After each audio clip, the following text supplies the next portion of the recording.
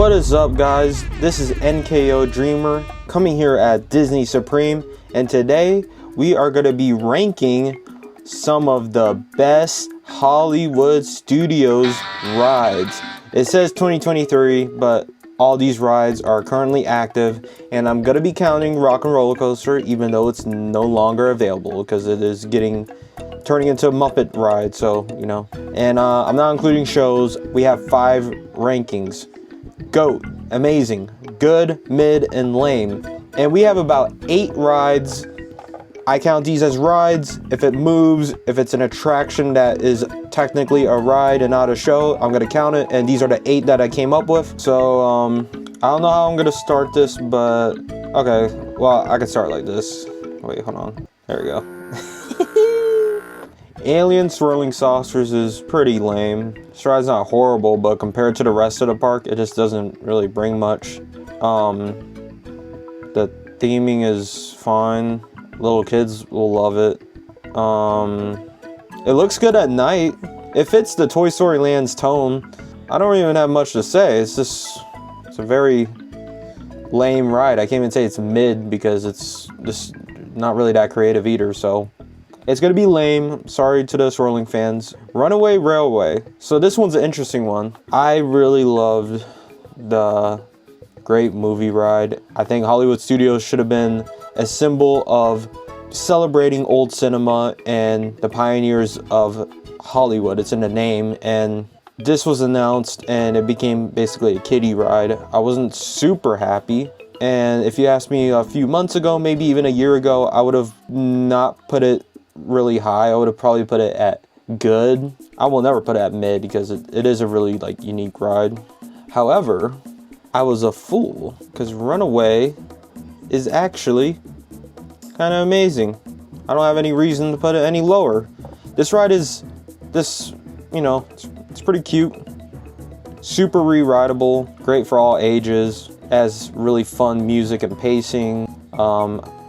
It has a really nice use of the trackless technology, and it has one of the funniest uses of the trackless technology. It has some of the best uses of projection in any Disney ride. I rode this last week.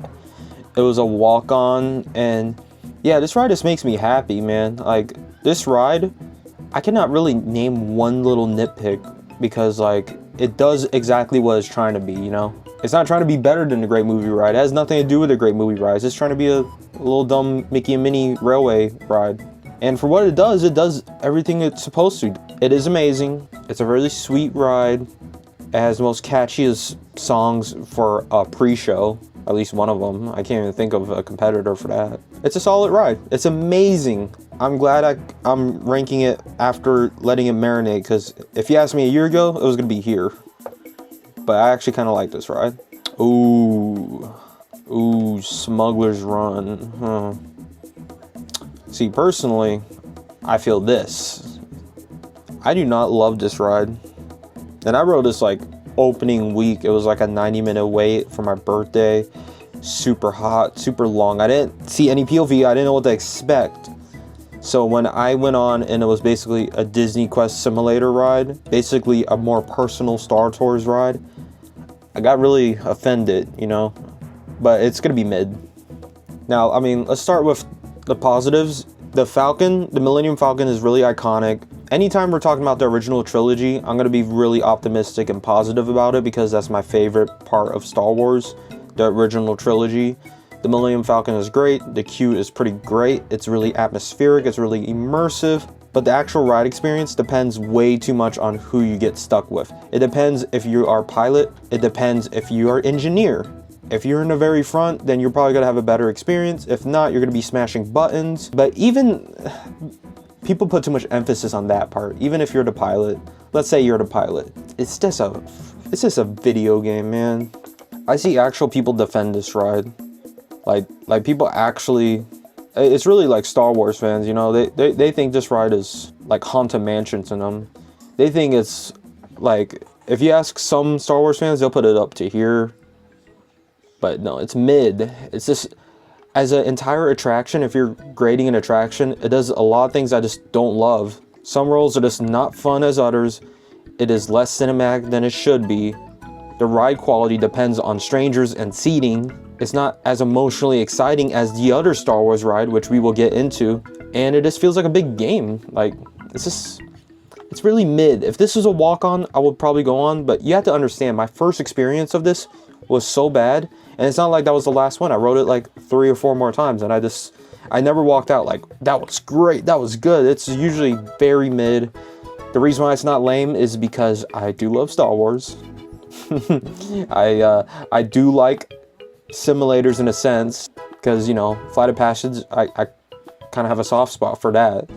But this one is this not fantastic, and it's not even good. You would really have to convince me. Rock and Roller Coaster is amazing. Rock and Roller Coaster is unfortunately closed as the making of this video. I rode it one last time. The line was super long. I didn't get a fast pass or a lightning lane, and it was just really long, and it was fine though. I waited, and it was just as good as I remembered, if not great. The thing about that ride is it's so extreme, like the beginning. Like, I love Cosmic Rewind. I've rode that like 13, 14 times now, and if I do Epcot ranking, spoiler alert, it's gonna be GOAT. It's the best ride in Disney World.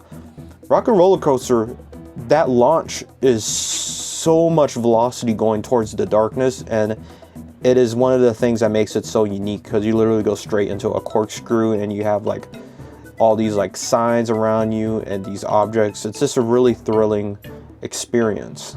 It's like the only real thrill ride in Disney World besides Cosmic Rewind in this sense. It's a great, like, this has really nice energy to it. I love the music to it, and yeah, it's amazing. I hope the Muppets version is gonna be just as amazing. I don't think they could ruin it. I don't think I'll ever drop it to good, but they could surprise me. Disney definitely does. Slinky Dog. Slinky Dog is also amazing.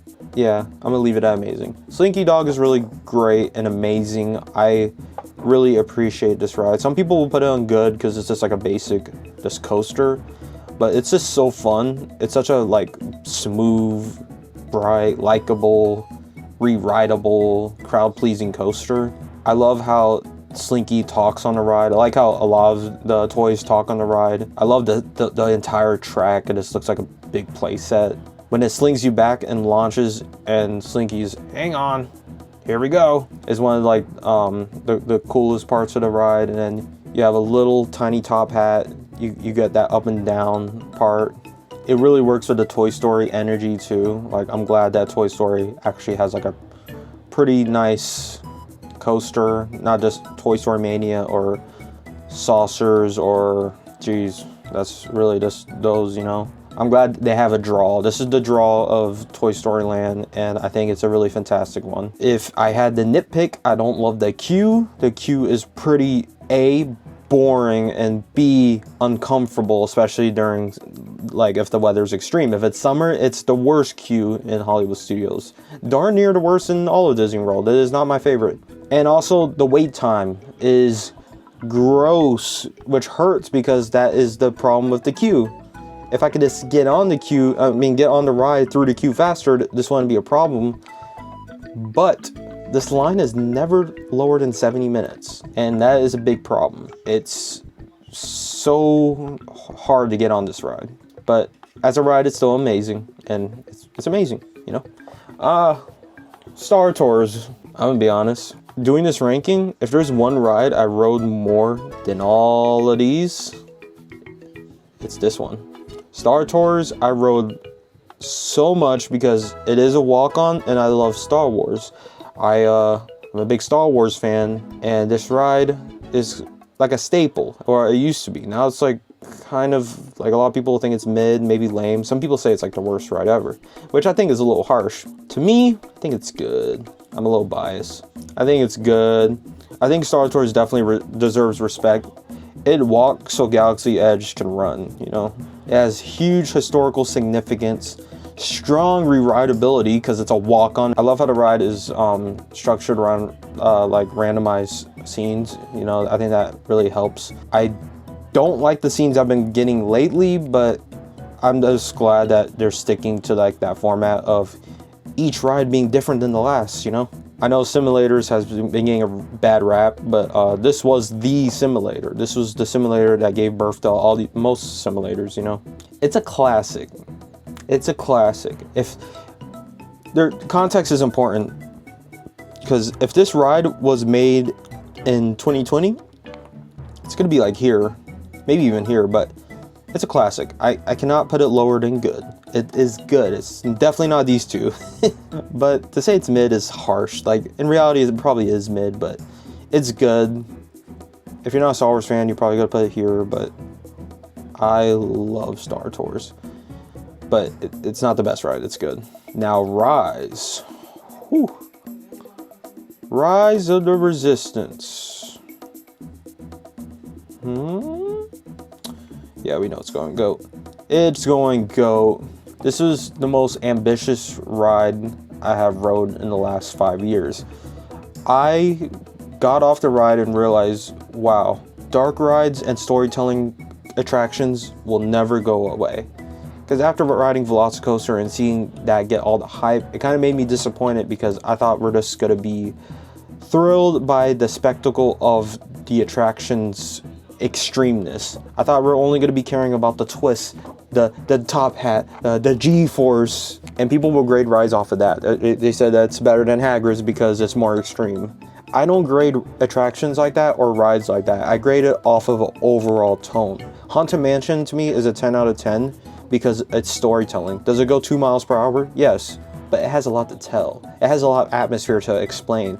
It puts you in that world. Just like Rise of the Resistance puts you in that world. It is the best ride. It utilizes the trackless technology so good, and it having a drop element is just the cherry on top. When the elevator malfunctions and Finn is like, what? No, don't go up. You feel that force when you go up. When the score hits and the beat drops and you fall down while the screen also shows falling and your stomach drops. For the first time riding that, you automatically now think this is not the same as Ratatouille. This is not the same as Runaway Railway. Like, this is an actual ride. It's actually trying to do something special.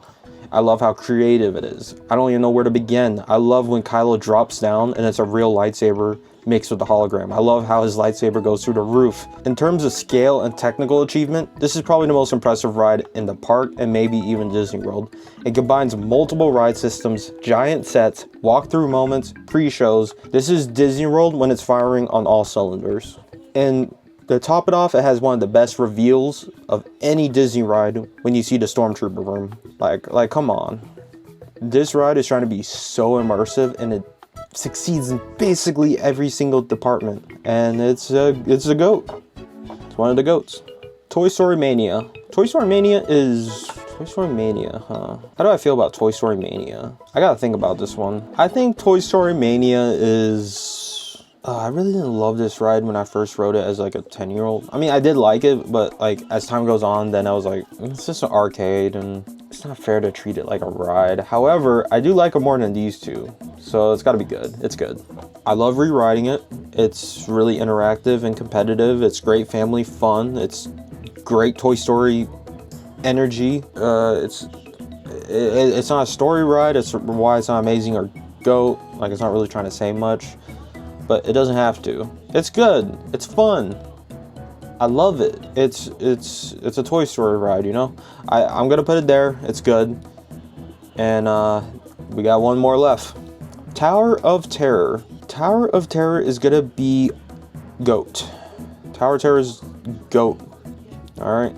This is the soul of Hollywood Studios. It's literally the logo of Hollywood Studios. I know people say like, oh, it's the Mickey hat, the Chinese theater. It's the Hollywood Tower of Terror. Even with everything that has happened to this park, and it's been through so much redoing and remaking. Like, there was a time where Toy Story Land and Galaxy's Edge didn't even exist. This thing has always been here, and there's a reason for that. Tower of Terror feels like the attraction that best captures what Hollywood Studios is supposed to be. It's really cinematic, stylish, but also eerie.